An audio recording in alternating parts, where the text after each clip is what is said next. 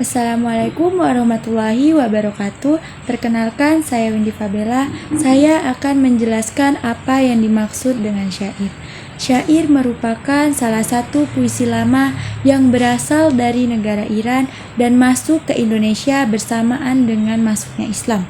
Syair biasa digunakan untuk menceritakan sebuah cerita panjang seperti cerita nasihat, cerita agama, cerita cinta, dan cerita pendidikan atau lain sebagainya.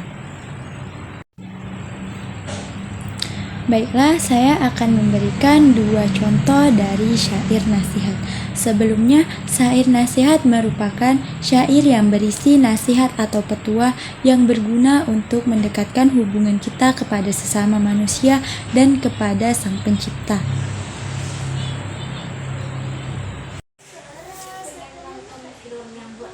Rintik hujan jatuh ke bumi, mengairi ibu pertiwi. Bagai kidung di kala sepi, alangkah indah saling memberi.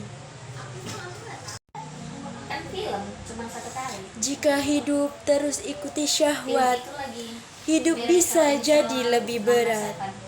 Jiwa bisa jadi tak terawat, hati juga bisa rusak berkarat. Assalamualaikum warahmatullahi wabarakatuh. Perkenalkan, nama saya Kartika Najla Putri. Di sini saya akan membawakan tentang hikayat. Sebelumnya saya ingin menjelaskan secara singkat apa sih itu hikayat. Jadi, hikayat adalah sebuah bentuk karya gloria sastra, terutama dalam bahasa Melayu, yang berisikan tentang kisah, cerita, dan dongeng. Saya akan membawakan satu dongeng dengan judul Putri Tujuh dan Asal-Usul Kota Dumai. Asal-usul Kota Dumai. Kisah dari Provinsi Riau, Kota Dumai. Konon katanya ada sebuah legenda yang dikenal sebagai legenda Putri Tujuh. Kisah ini menceritakan tentang asal mula nama Kota Dumai. Dahulu kala di Kota Dumai ada sebuah kerajaan yang bernama Kerajaan Sri Bunga Tanjung. Kerajaan tersebut dipimpin oleh seorang ratu yang bernama Cisima. Ratu Cisima mempunyai 7 orang putri yang cantik rupawan. Namun, di antara ketujuh putrinya, putri bungsunya lah yang paling cantik. Ia bernama Mayang Sari. Putri Mayang Sari memiliki keindahan tubuh yang sangat mempesona.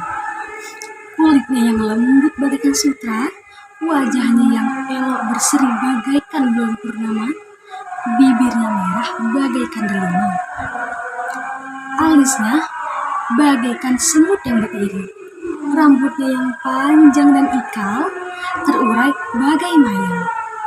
Karena itu, sang putri juga dikenal dengan sebutan Mayang Mengurai. Pada suatu hari, ketujuh putri itu sedang mandi di lubuk sarang umat. Mereka asyik bermain, bercanda gurau, tapi mereka tidak menyadari bahwa ada seseorang yang sedang memperhatikan mereka. Ia adalah Pangeran Empang Kuala yang tidak sengaja melewati daerah itu, terkagum-kagum melihat kecantikan 7 putri itu. Namun, matanya tersorot kepada Putri Mayang Sari. Sekembalinya ke kerajaan, Pangeran Empang Kuala memerintahkan utusannya untuk datang ke kerajaan Sri Bunga Tanjung untuk meminang Putri Mayang Sari. Namun dalam adat, Ratu Cisima menolak lembut pinangan untuk putri bungsunya.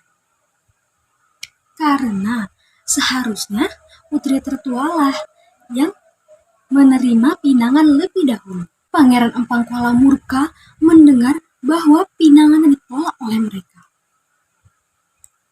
Lalu ia mengutus pasukannya untuk menyerang kerajaan Sri Bunga Tanjung.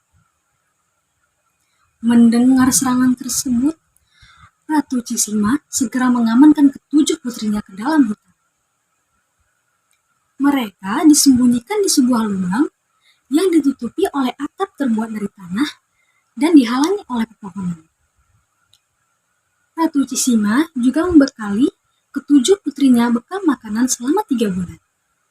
Lalu, Cisima kembali ke medan perang. Peperangan pun berlangsung selama berbulan-bulan. Telah lewat 3 bulan, peperangan tidak juga usai. Pasukan Ratu Cisima mulai terdesak. Banyak korban yang sudah berjatuhan, bahkan kerajaan telah porak-poranda. Akhirnya, Ratu Cisima meminta bantuan kepada jin yang sedang bertapa di bukit hulu Sungai Umai.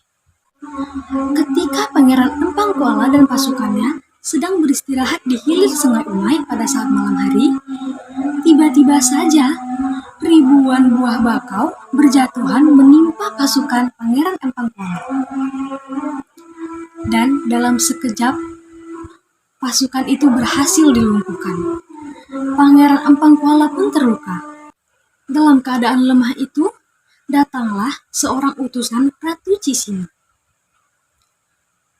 Hamba datang sebagai utusan Ratu Kerajaan Sri Bunga Tanjung. Ratu meminta Tuan untuk menghentikan peperangan ini.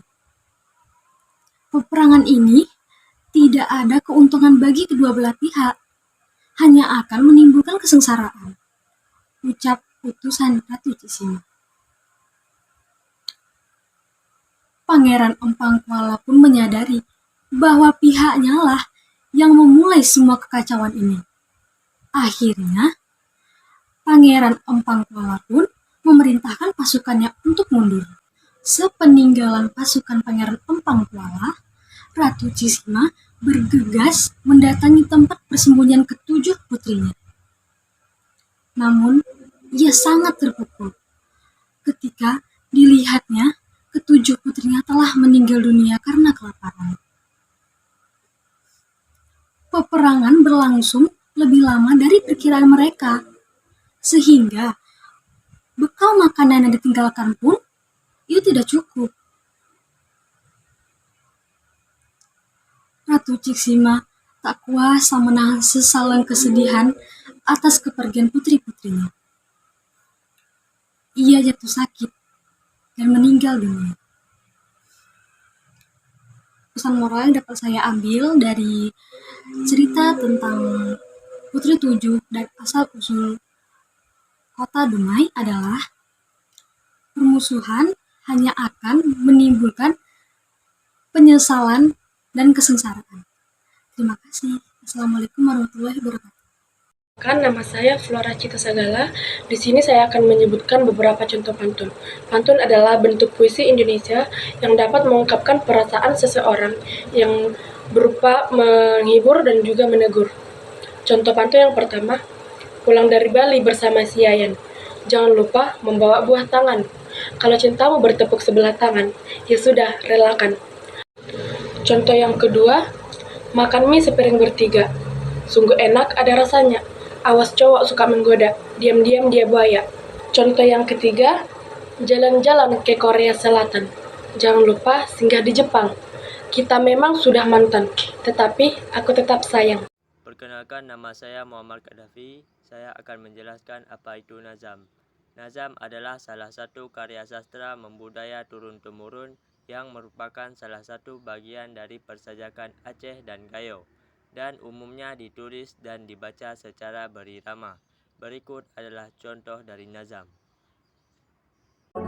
Sabda janjangan Rasul ilahun murad ngan mufhum jinadon peri lagi akan tro'at ummadun suatu zaman khle nabi alim ulama ngale sawajunjong jimenit patong handi padoni jimenit patong lapatong handi padoni